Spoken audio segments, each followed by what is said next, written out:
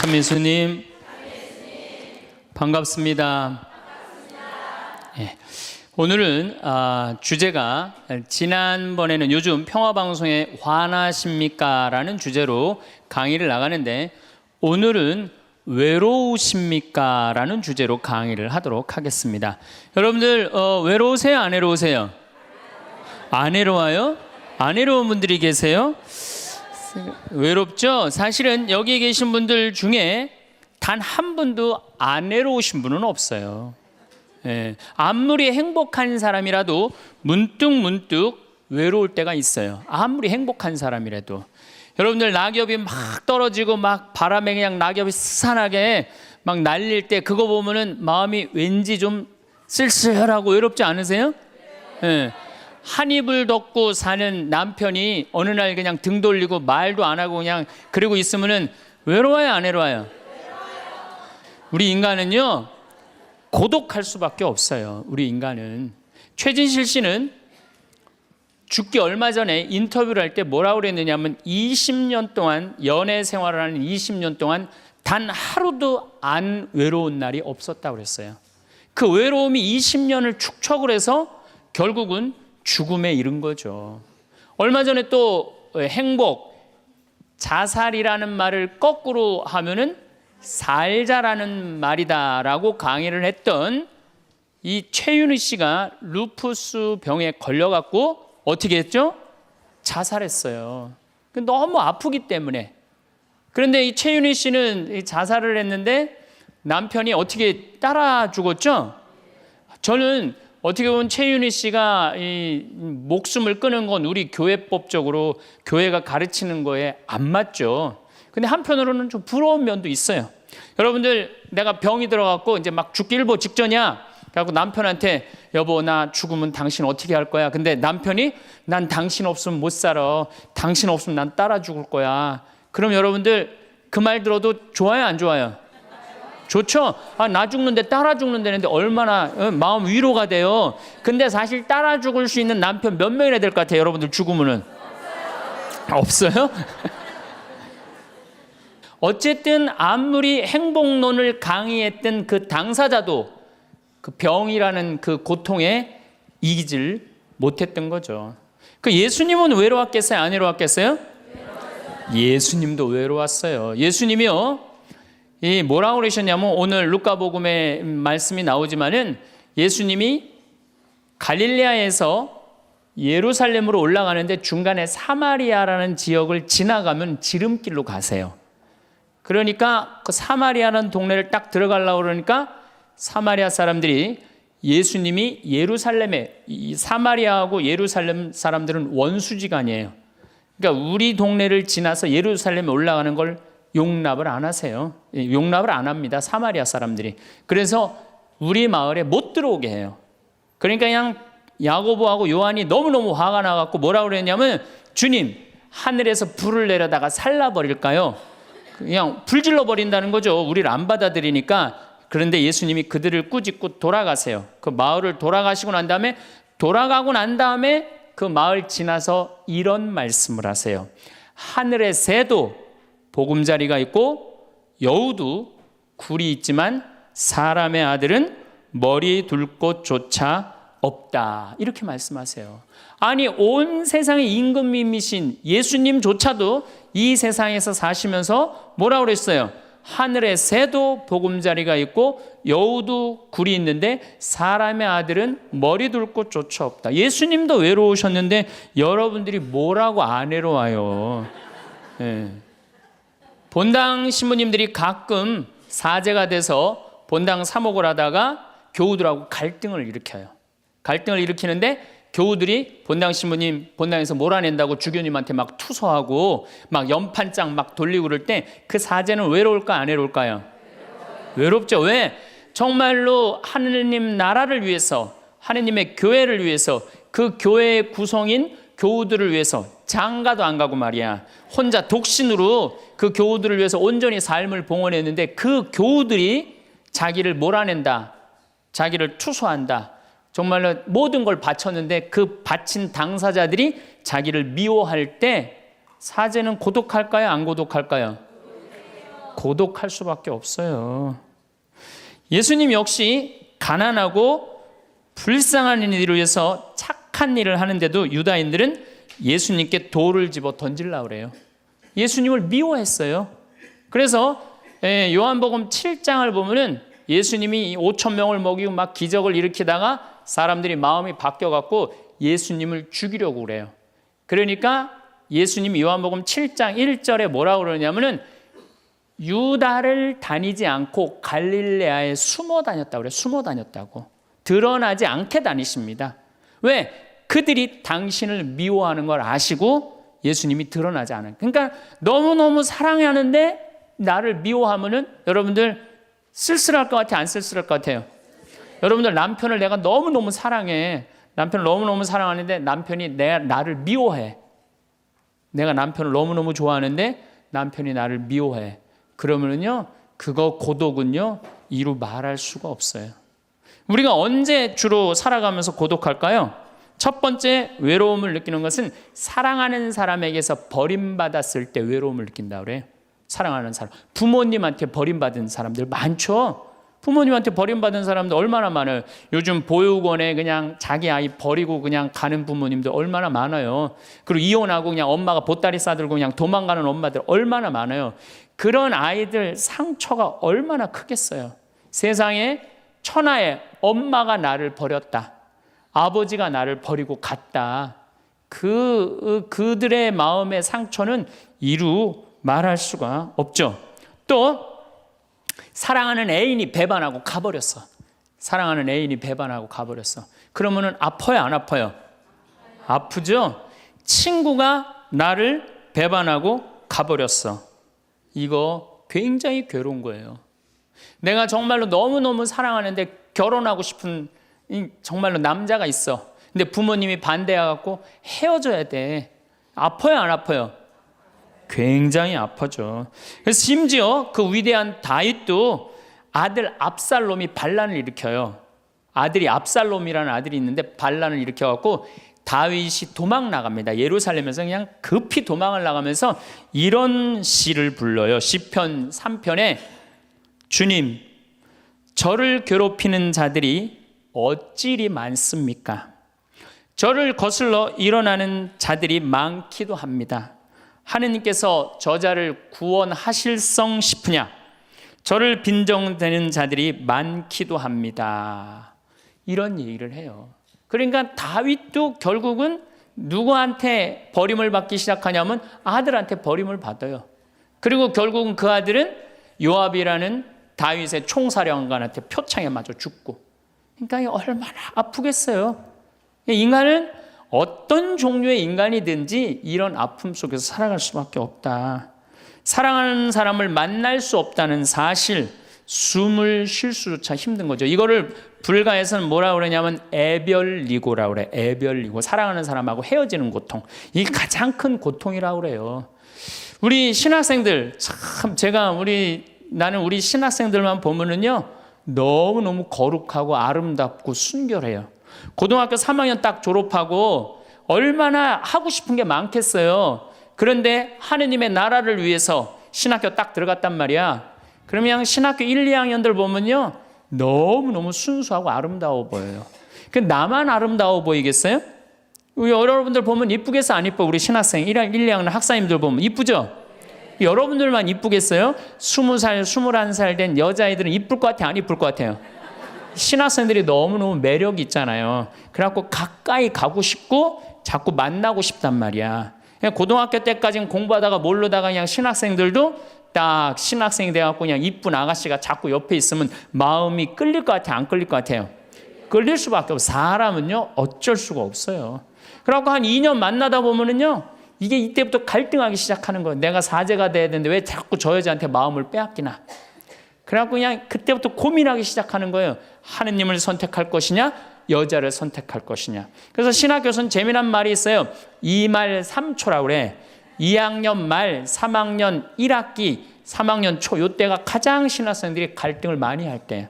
그래갖고 이때 여자를 떠나보내면 이제 4학년 5학년 쭉 군대 가면서 이제 사제 길로 가는 거예요. 근데 이때 그냥 이 여자를 따라가면 이제 신학교 나가는 경우가 많죠. 그래갖고 그냥 그 젊은 나이에 그 피 끓는 뜨거운 애정을 끊고 사제가 되니 애별리고의 고통을 안 겪은 사제가 몇 명이나 될 것 같아요. 그러니까 서품 때 보면 그냥 누워갖고 그냥 이 깔고 그냥 그 여자 떠나보낸 여자 생각하고 그냥 가슴이 아파서 우는 거예요. 모든 걸 떠나보내야 돼. 인간이 얼마나 그게 힘든 건데요. 그러니까 여러분들 신부님들한테 잘하세요. 괜히 주교님한테 편지 쓰고 그러지 마시고.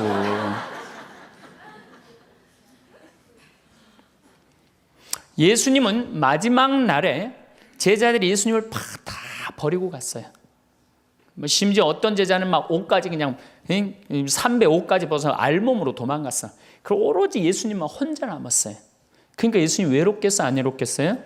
외롭죠. 그러니까 예수님은 이런 말씀을 하신 거예요. 하늘에 새도 보금자리가 있고 여우도 굴이 있는데 사람의 아들은 머리 둘 곳조차 없다. 그건 맞는 말씀이에요. 두 번째, 우리가 주로 언제 외로워? 어느 누구에게도 도움을 받을 수 없을 때 우리는 외로워요. 내 아들이 정말 병이 걸려갖고 이제 수술을 해야 되는데 병원비가 없어. 그래갖고 그냥 정말로 친하다는 친구한테 가갖고 우리 아들이 지금 수술을 해야 되는데 병원비가 없으니까 병원비 좀 꿔줘. 정말 친하다고 생각했던 친구가 이런 지하에 나는 돈 없어. 미안해. 그리고 그냥 돌아서 나올 때 쓸쓸합니까? 안 쓸쓸합니까? 심지어 어머니 뱃속에서 같이 태어난 형제한테 도움을 청했는데도 그 형제가 집을 잡혀갖고 대출이라도 받아서 해줘도 선찬을 판국인데 냉정하게 돈 없다고 거절당할 때 우리 인간은요, 그럴 때 세상에 홀로 떨어져 있는 그런 기분을 드는 거예요. 또 언제 외로워요? 내가 40살, 이제 45, 46이 돼갖고 애 대학도 들어가야 돼갖고 학비도 지금 등록금도 준비해야 되고 아파트 부금도 보야 되는데 그냥 직장 상사가 부르더니 해고 통지를 딱 했어. 그럼 이 40대 가장은 얼마나 쓸쓸하겠어요. 갈 데가 아무 데도 없는 거죠. 대학이라고 졸업은 해놨는데 나를 필요로 하는 데가 아무 데도 없네. 아무리 그냥 원서 지원서를 100통을 써도 그냥 나한테 연락해 주는 사람 하나도 없어. 이럴 때 나를 필요로 하는 사람이 아무도 없을 때 우린 외로운 거예요. 더욱이 그냥 더 힘든 사람들은 어떤 사람들이에요? 철거민들. 갈 데는 없고 겨울은 다가오는데 그냥 내가 그냥 집을 다 부셔갖고 쫓겨날 때 그들의 그 외로움은 이건 또 이루 말할 수가 없죠. 그래서 인간으로 살아가는 한 외로울 수밖에 없어요. 그래서 하이데거라는 철학자는 뭐라고 하냐면 인간은 세상에 내던져진 존재라고. 내던져진 존재. 여기 여러분들 중에 태어나고 싶어서 태어나신 분들 계세요? 한 분도 없죠? 내던져진 거예요, 세상에. 귀양 내던져질 거면 삼성 이건희 회장님 집에 내던져지든지 아니면 정주영 회장님 집에 내던져지든지 그러면 그냥 팔자라도 편안할 텐데 내던져지고 보니까 그냥 똥구멍이 찢어지게 가난한 집에 그냥 내던져진 거야. 그래갖고 그냥 인생 그냥 피곤한 거죠.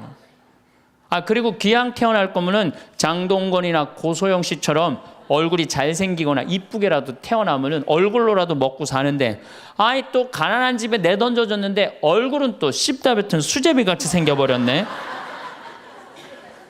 요즘은 그냥 막 텔레비전 막 이런 시대 아니에요. 그래갖고 그냥 키 크고 잘생기고 막 이런 거에 그냥 뭐든지 그냥 사람들이 그냥 눈이 멀어 있잖아요.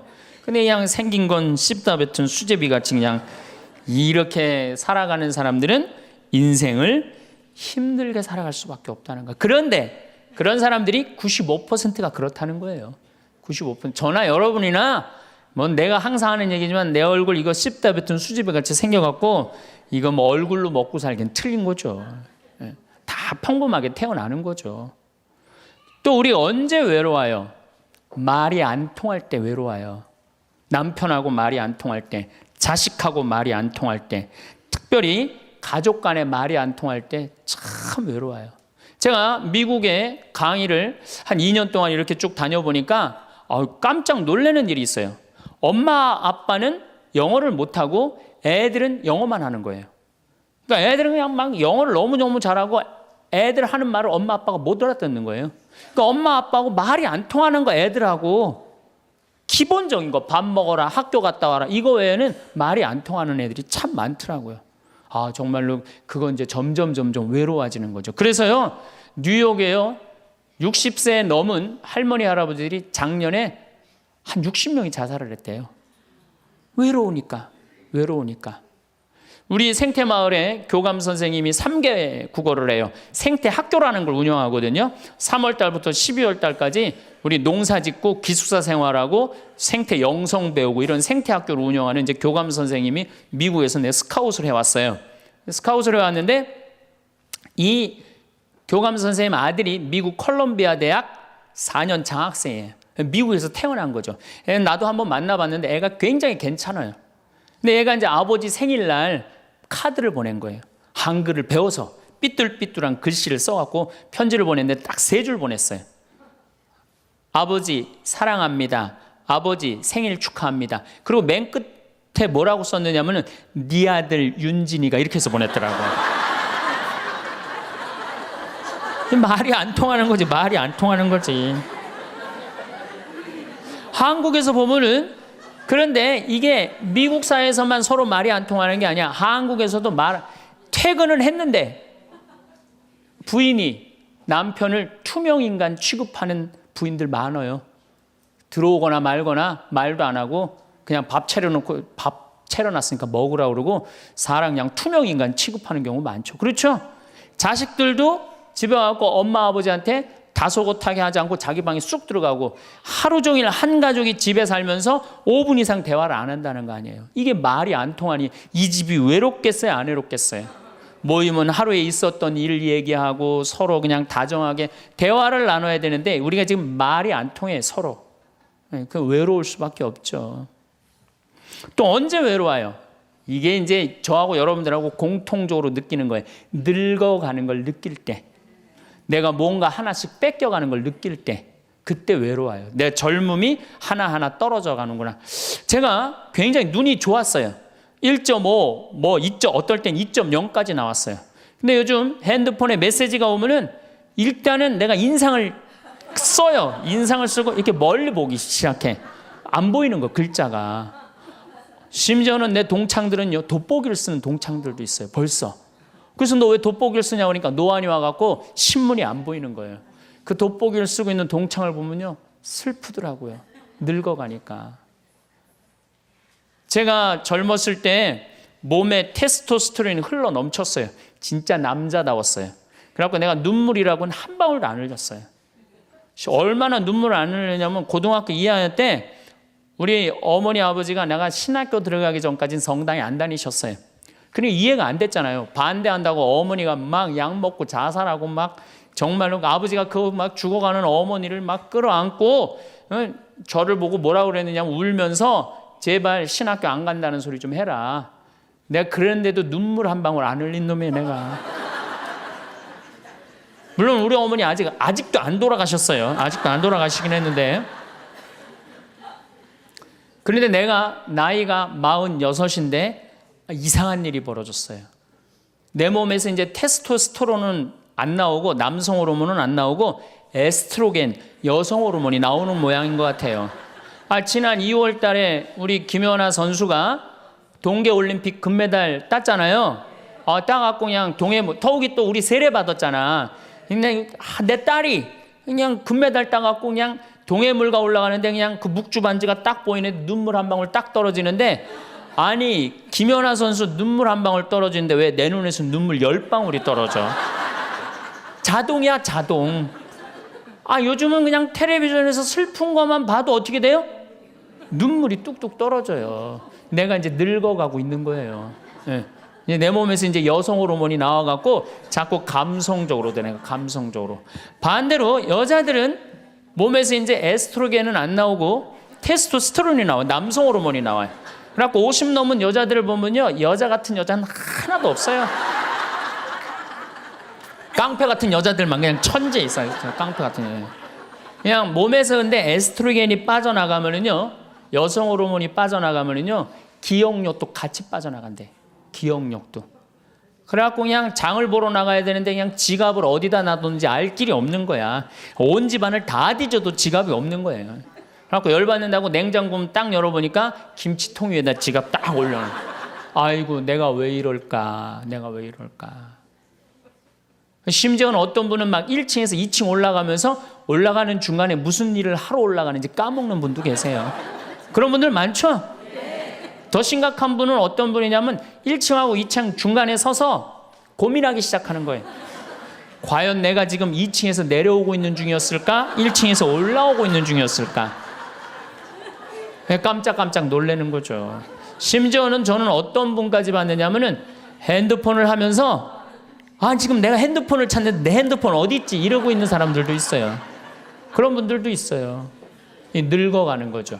늙어가는 건 굉장히 슬픈 거예요. 젊음을 빼앗기는 거, 이런 것들이 자꾸 우리를 슬프게 하죠.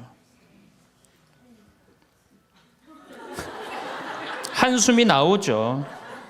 더욱이 아줌마들은요, 40이 넘으면 확 갑자기 몸에 얼굴이 열이 확 올라왔다가 열이 확 식었다가 그러죠.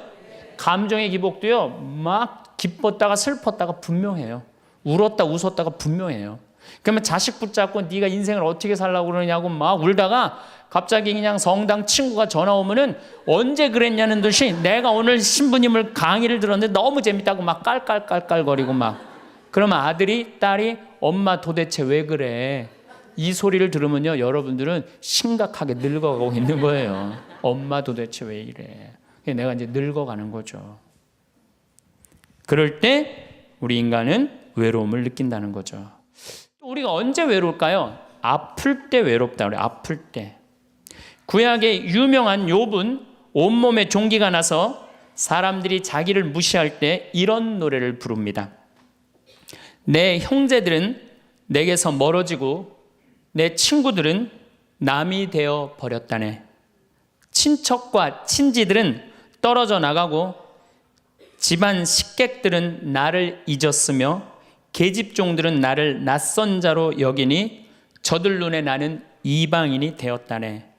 내 입김은 아내에게 메스껍고 내 몸에 나는 악취를 자식들에게 풍긴다네.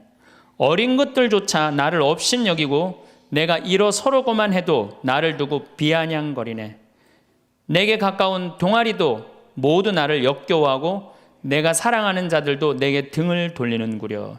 이 아픔은요, 이게 우리 인간이 아직 가장 서러울 때가 아플 때예요. 그건 내 남편도 필요 없고 자식도 필요 없을 때가 굉장히 많죠. 그렇죠? 아플 땐 그래요. 어떤 분이 그런 얘기를 하더라고요. 나하고 나이가 비슷한 분인데 자기가 고등학교 때 엄마가 참 자기를 사랑했는데도 불구하고 하루는 굉장히 토했대요. 근데 밤새 토했는데 엄마가 나 토하는 걸 아는데도 문 한 번 안 열어봤을 때 그렇게 외롭고 쓸쓸하고 지금도 그 20몇 년 전 그 생각을 하면은 지금도 외롭고 섭섭하다는 거예요. 그러니까 우리가 가장 서러움을 많이 느낄 때 언제 서러움을 많이 아플 때 나한테 무심하게 대할 때 우리가 서러움을 많이 느낀다는 거죠. 그래서 시편 69편에 이런 얘기가 있어요. 하느님 저를 구하소서. 목까지 물이 들어찼습니다. 깊은 수렁 속에 빠져 발 디딜 데가 없습니다. 물속 깊은 곳으로 빠져 물살이 저를 지칩니다. 소리 지르느라 지치고 저의 목도 쉬었습니다. 저를 까닭 없이 미워하는 자들이 제 머리카락보다 많습니다. 제가 빼앗지도 않았는데 물어내라 합니다. 저는 제 형제들에게 남이 되었고 제 어머니의 소생들에게 이방인이 되었습니다. 물살이 저를 지치지 못하고 깊은 물이 저를 집어삼키지 못하며 심연이 저를 삼켜 그 입을 다물지 못하게 하소서. 인간은 이렇게 누구나 다 힘들고 외롭다는 거예요. 하다못해 같은 이불을 덮고 사는 남편도 내 마음 몰라주고 나 비난하고 몰아세울 때 우리는 외롭고 고독해서 극단적인 방법을 선택하기도 해요. 여러분들 어때요? 우리 여기 자매님들 많으신데 남편 생일에 미역국 끓여주고 자식 생일에 미역국 끓여주고 시부모 생일에 미역국 다 끓여줬어. 근데 정작 내 생일을 미역국 끓여주는 사람 있어요? 네, 없죠? 그래도 내 생일인데 그래도 그냥 생일이니까 그냥 미역국 자기가 이제 끓이는 거야. 근데 아무도 몰라. 미역국 왜 끓였어? 그리고 앉아서 먹는데 그냥 그 미역국을 떠서 먹는데 눈물이 뚝뚝 미역국에 떨어져요? 안 떨어져요? 아무도 나를 몰라줄 때. 그래서 외로움을 많이 느끼는 분들이 여성 주부들이 많이 느낀대요. 애들은 공부하러 학교 다니고 남편은 직장 다니고 빈집을 지키고 있으면 그렇게 쓸쓸하대요. 그래서 이걸 뭐라고 그러냐면은 빈둥지 증후군이 있대요. 빈둥지 증후군. 빈둥지에서 그냥 혼자 그냥 굉장히, 그러니까 40대 50대 주부 우울증이 그렇게 많은 거예요. 그분들이.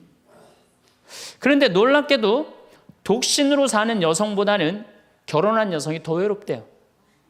독신으로 사는 혼자 사는 여자는 자기가 처음부터 외로울 거라고 생각을 하고 혼자 그냥 미역국 끓여 먹으면 당연하게 생각을 하는 거야. 근데 결혼한 사람은 바라는 게 많잖아요. 근데 남이 안 해주면 더 외로운 거야. 근데 놀랍게도 더 놀라운 건 뭐냐? 40대 자살률을 보면은 여자보다도 남자가 3배 더 많이 죽는데요.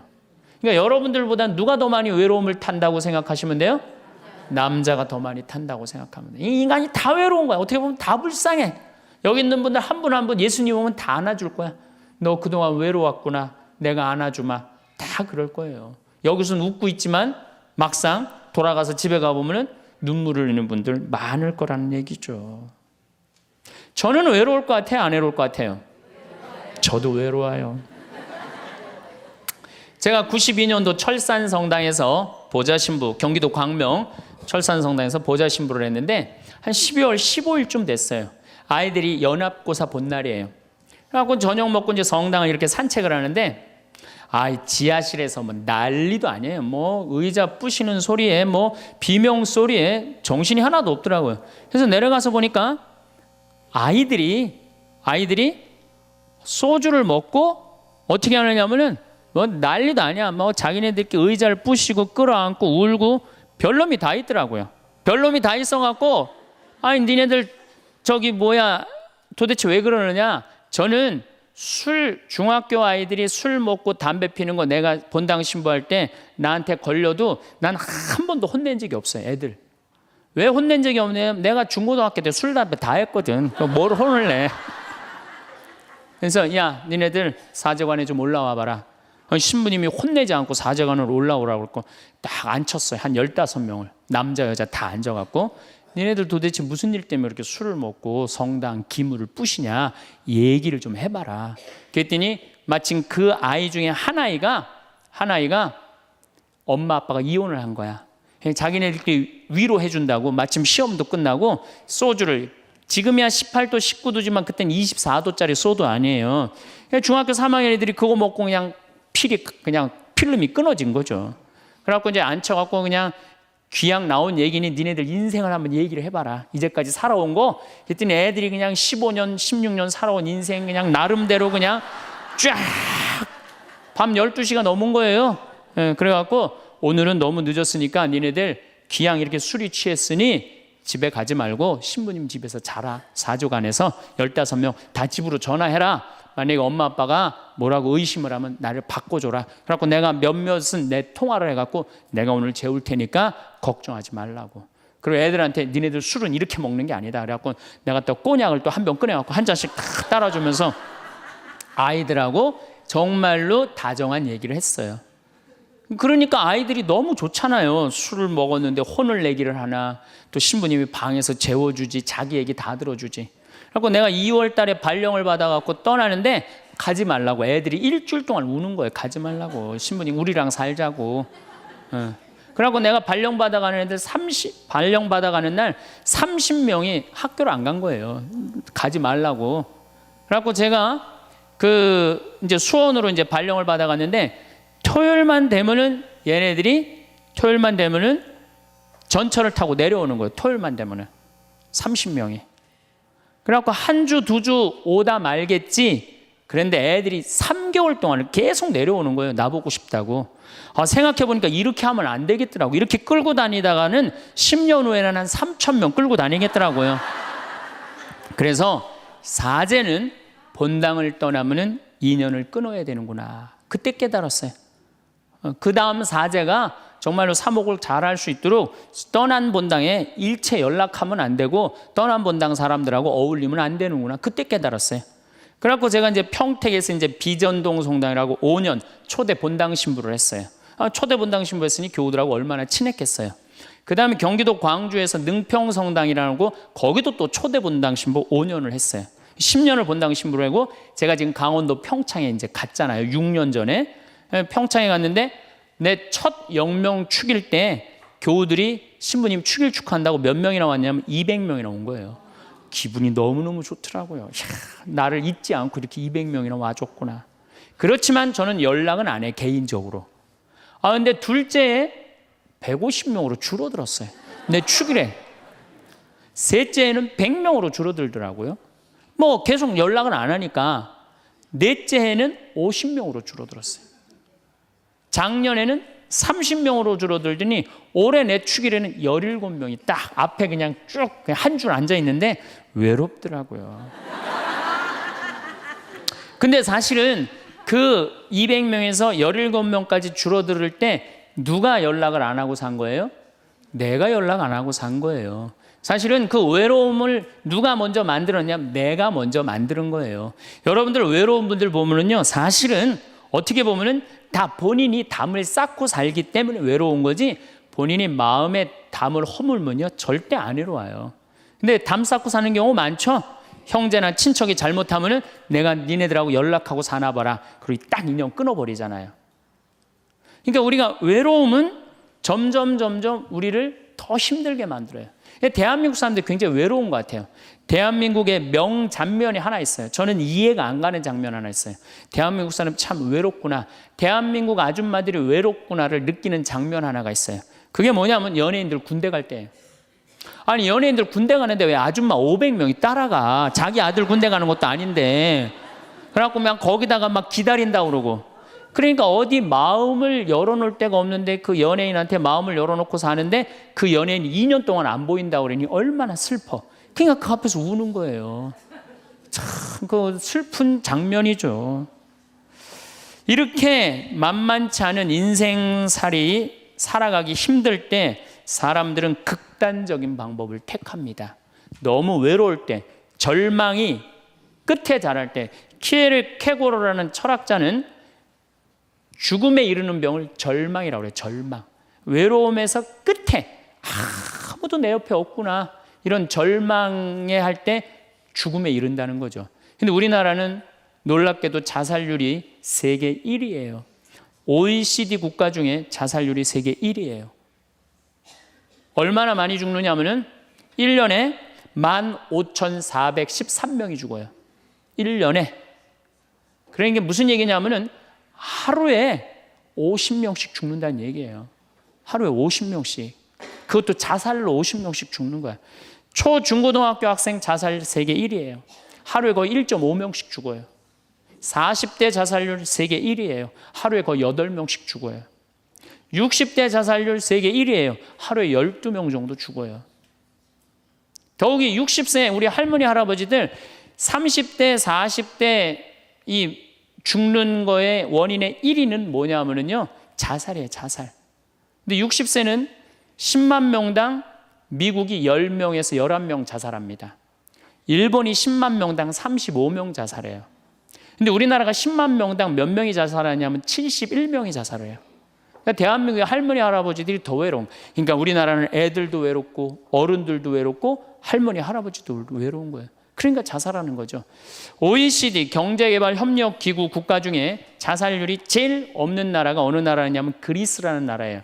이 나라는 몇 명이 자살하느냐면 10만 명당 2.6명이 자살을 해요. 2.6명이. 근데 우리나라는 10만 명당 몇 명이 자살하면 28명이 자살해요. 대한민국이 이게 외로운 병이 너무 센 거예요.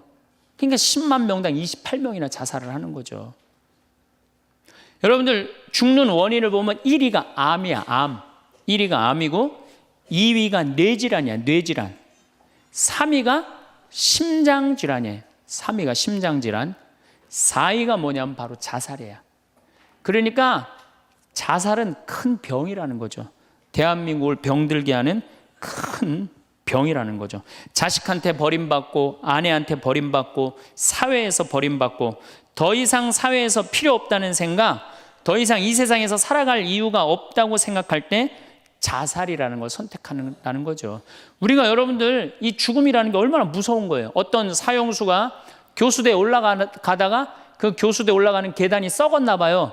그래갖고 계단에 딱 떨어졌어. 미끄러져갖고 떨어지고 한 말 있잖아요. 하마터면 죽을 뻔했다고. 바로 죽기 직전까지 우리 인간은 무슨 끈을 놓지 않아요? 삶의 끈을 놓지 않아요. 그럼에도 불구하고 죽음을 선택한다는 건 그만큼 괴롭다는 거예요. 그러니까 대한민국에 자살이 많다는 이유는 뭐냐면은 누가 잘못 사는 거냐면 우리가 잘못 사는 거예요. 우리 종교인들이 잘못 살아서 그래요.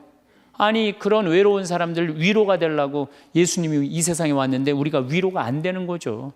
그러니까 그냥 끈이 없다고 생각하니까 그냥 목숨을 끊는 거죠. 얼마 전에 유명 교수님이 왕따 당한다고 목숨을 끊었어요. 또 서울대학 다니는 아이들도 외롭다고 죽는 아이들도 많아요. 그러니까 외로운 거는 못난 사람들도 외로움을 느끼지만 어떤 사람들도 외로움을 느껴요? 잘난 사람들도 외로움을 느껴요. 그래서 사람들은 이래요. 나는 미치도록 외롭다. 죽고 싶을 정도로 외롭다는 말을 해요. 미치도록 외롭다는 말. 여러분들 현대인들이요. 한 번은 60% 정도는 살아가면서 우울증에 걸린대요. 한 번은. 여기 계신 분들 중에 지금 군대 가는 아이들 멘탈 테스트를 해보면요. 한 50% 이상이 한 번은 제정신이 아닌 상태래요. 멘탈 테스트를 해보면은. 그러니까 여기 계신 분 두 분 중에 한 분은 지금 제정신이 아닌 거예요. 반은 제정신 아닌 상태로 지금 앉아 있는 거예요. 신부님, 저는 제정신인 것 같은데요. 그분은 완전히 도루신 분이에요. 왜 제정신이 아닌 상태에서 우리가 지금 살고 있느냐? 텔레비전 보면요. 기가 막힌 거 많이 나와요. 보험금 타먹는다고 한 10년 전에 자식 손가락 자른 아버지 생각나시죠? 네. 그리고 얼마 전에는 초등학교, 중학교 애들이 초등학교를 발로 차갖고 그냥 공중에 뜬 거 재밌다고 동영상 찍어갖고 올려놓은 그 제정신이에요? 제정신 아니에요? 제정신 아니에요. 부모가 자식 죽이고 자식이 부모 죽이고 남편이 아내 죽이고 아내가 남편 죽이고 이게 우리가 다 제정신이 아니에요. 100년 전 조선시대 사람들을 데려다 놓고 100년 전 조선시대 사람을 데려다 놓고 한번 여러분들 요즘 사회 뉴스를 한번 보게 하세요. 그 사람 미칠 것 같아요? 안 미칠 것 같아요? 근데 여러분들은 그거 매일 죽이고 살인하고 강간하고 뭐 아이들만 성추행하고 이러는 거 보는데도 여러분들 왜 안 미쳐요? 이미 어느 정도 미쳐 있어. 미쳐 있기 때문에 그걸 봐도 안 이상한 거예요. 그러니까 우리가 잃어버린 마음을 찾아야 된다는 거죠. 잃어버린 마음을. 그러니까 외로운 사람들끼리 서로 모여서 서로 위로가 돼야 되는데 외로운 사람들이 뭘 하느냐면 컴퓨터 게임에 미쳐 있는 거예요. 컴퓨터 다 사람은 안 만나고 기계만 만나는 거예요. 그러니까 더 미치는 거죠. 더 미치는 거예요. 그래서 우리가 이런 외로움을 극복하려고 그러면은 정말로 서로 사랑해야 돼요. 예수님 말씀처럼 우리가 서로 사랑해야 돼요. 서로를 배려해주고 서로를 신경 써주고. 근데 우리는 이게 서로 사랑하고 서로 배려해주는 게 부족한 거죠. 굉장히 이기적으로 사는 거죠. 이기적으로. 그럼 여러분들은 언제 외로움을 정말로 극단적으로 느끼느냐? 자식한테 기댈 때. 특히 여기 계신 여러분들은 언제 더 많은 외로움을 느끼냐면 늙어서 자식이 나한테 잘해주겠지 이런 마음 먹는 분들은요 외로워요. 딸이 나한테 잘해주겠지, 늙어서 나 용돈도 주고 내가 고생해서 키워놨으니까 나 호강시켜주겠지 이런 생각하는 분들은요 외로울 수밖에 없어요. 자식은요 잘 키워도 소용없고 못 키워도 소용없는 게 자식이에요. 자식은 그저 고등학교 3학년 때까지 키우고 끝나야지 그 다음 욕심내면요 여러분들 외로울 수밖에 없어요. 그러면은 못 키운 자식이 왜 소용없어요? 아니 그냥 중고등학교 때 속색이는 놈 커서도 속색이에요. 직장도 못 들어가고 그냥 빌빌거리고, 그리고 또 결혼해도 제대로 살지도 못하고 그냥 또 이혼해갖고 그냥 손자 그냥 나한테 맡겨갖고 힘들어. 그러니까 자식은 못 키우는 자식 소용없어요. 그러면은 잘 키우는 자식은 왜 소용없느냐? 잘 키운 건 더 소용없어요. 그냥 좋은, 여기 지금 서울대학 가까이 있잖아요. 며칠 전에도 내가 서울대학 가서 강의를 했는데 똑똑해. 정말 누가 봐도 잘 키워놨고 잘나놨어. 빛이 번쩍번쩍 나. 서울대학 졸업하고 난 다음에 삼성에 취직을 했어. 그래갖고 아들이 양복을 입고 출근하는데 너무 보기가 좋은 거야. 그렇게 잘 논 아들일수록 더 여우 같은 며느리가 나타나갖고 낚아채 가는 거예요. 더 여우 같은 며느리가 낚아채 가는 거예요. 그럼 낚아채 가면 그날로 끝나는 거예요. 그날로. 그러니까 어차피 자식은 떠나게 돼 있어요. 어차피 자식은 떠나게 돼 있어요.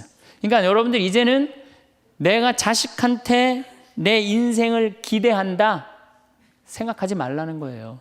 더욱이 여러분들 자식들 정말로 사랑으로 키워요? 태어나갖고 자식들 사랑으로 키워요?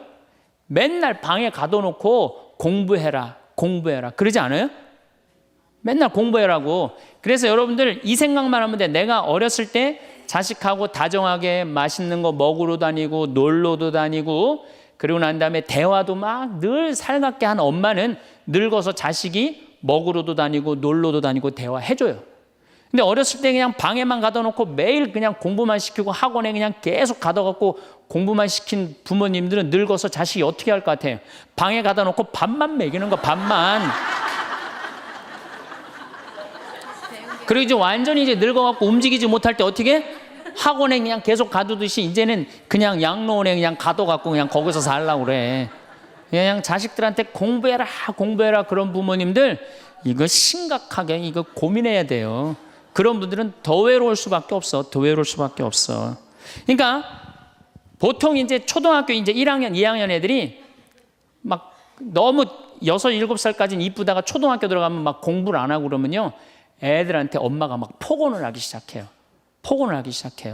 그래갖고 성적표를 받아왔는데 40점, 50점 이렇게 받아오면은 애들한테 그래요. 너 밥이 넘어가냐고. 어? 네가 잠이 오냐고. 너 지금 텔레비 봐야 되느냐고. 어? 그래갖고 그냥 보통 공부 못하는 애들이요. 성격이 느긋한 애들이 공부 못해요. 내일 시험이라도 걱정 안 하고 느긋하게 있는 애들이 공부 못하는 거예요. 그렇죠? 그럼 그거 보고 있으면 엄마가 불이 나요, 안 나요? 그래서 느긋한 성격 가진 애를 그냥 괴롭히기 시작해. 욕을 해대는 거야. 초등학교 6년 욕을 한단 말이야. 그럼 애가 6년 지나가면 성격이 삐뚤어져요. 공부 못해도 우리 아들 착하다, 우리 딸 예쁘다, 우리 아들 성격 좋다. 그러면 6학년 때까지 성격 안 삐뚤어지거든요. 근데 6년 내내 엄마가 욕을 하는 거야. 너 같은 인간이 밥을 내가 너를 놓은 게 내가 너 놓고 미역국 먹은 게 내가 후회된다 막 이러니 6년 동안 애가 그냥 삐뚤어지는 거야. 이제 중학교 올라가면 더 삐뚤어지는 거죠. 중학교 올라가면 엄마가 더 극단적으로 아이하고 싸우는 거예요. 그러니까 중학교 되면 애가 엄마랑 같이 있고 싶지 않은 거예요. 그래서 어디 좀 놀러 가자 그래도 어떻게 엄마 아빠나 갔다 오라고. 외로울 수밖에 없는 거죠. 고등학교까지 되면은 완전히 빗나가게 되면 심한 아이들은 어떤 경우도 있느냐면요. 정신질환까지 앓는 아이들도 있어요. 심한 경우는. 그래서 보통 엄마들이 어느 정도로 우리가 정말로 한심하냐 하면은 이제 자기 아이가 태어나면은 꿈에 부풀어 있는 거예요. 자기 아이가 천재인 줄 아는 거, 천재. 그래갖고 막 엄마, 아빠 그럼 막 천재가 말하는 것 같은 거야. 막 1살, 2살짜리. 그래갖고 내 아들 천재, 내 딸 천재라고 우유를 먹여도 아인슈타인만 먹여요. 천재 먹으라고. 아인슈타인 우유만 먹는 거야. 애가 그냥. 그래갖고 그냥 초등학교 들어갔는데 이놈이 천재인 줄 알았더니 섞어놓으니까 아인슈타인 정도는 아닌 것 같아. 그래서 우유를 바꿉니다. 서울 우유로 바꾸는 거야. 서울 우유로. 그래서 서울대학은 가라고 서울로 바꾸는 거예요. 6년 동안 서울이 죽으라고 먹였어. 근데 중학교 올라갔더니 이게 컴퓨터 게임에 빠지기 시작하네. 그래갖고 그냥 성적이 보니까 이거 뭐 아닌 것 같아. 그래서 엄마가 마음을 또 바꿔. 연세 우유로 바꿔. 연세 우유로. 고등학교 들어가 보니까 이건 뭐 진짜 아니야. 그래갖고 그래도 엄마가 포기를 못하고 무슨 우유를 먹이냐면 건국 우유를 먹어요. 건국 우유를. 근데 사실은 이 우유까지는 괜찮아요. 건국 우유까지 서울에 있는 학교에 가면요. 서울대학이에요. 이 지방에 다 가거든요. 고등학교 3학년 때는 이건 건국 우유도 안 될 것 같아. 그래갖고 그냥 최종적으로 정말로 애절한 마음으로 먹이는 우유가 뭔지 아세요? 저지방 우유예요. 저지방 우유. 지방대학은 가지 말아라. 여러분들 얼마 전에 어떤 아이가 자기는 예술고등학교 가고 싶은데 엄마 아빠가 아빠가 판검사 되라고 어떻게 애를 괴롭힌 거예요. 그러니까 애가 그냥 불을 질러갖고 엄마, 아빠, 여동생, 할머니까지 다 죽었잖아요. 그러니까 여러분들 자식을 정말로 사랑으로 키우느냐 욕심으로 키우느냐 이거 반성해야 돼요. 그렇게 애를 힘들게 키우는데 여러분들 노년이 풍요롭겠어요? 사랑이 없는 거예요. 사랑이. 정말 안타깝죠. 그래서 우리들이 그 아이들이 자기가 능력이 자꾸 깨져가는 걸 느낄 때 우리는 쓸쓸하고 외롭다는 거죠. 그때 누가 위로가 돼야 돼? 엄마들이 위로가 돼. 우리 아들 괜찮아. 정말 착하고 하느님 찬양하고 하느님 사랑하고 매일매일 성실하면 살면 돼. 그걸 전해줄 때 여러분들 노년은 안 외로워요. 너 같은 걸 내가 낳았으니 이 웬수야 밥이 넘어가느냐 이런 분들은 외로울 수밖에 없어요. 다음 시간에 정말로 우리가 부모 자식이 얼마나 중요한지에 대해서 이어서 하도록 하겠습니다. 감사합니다.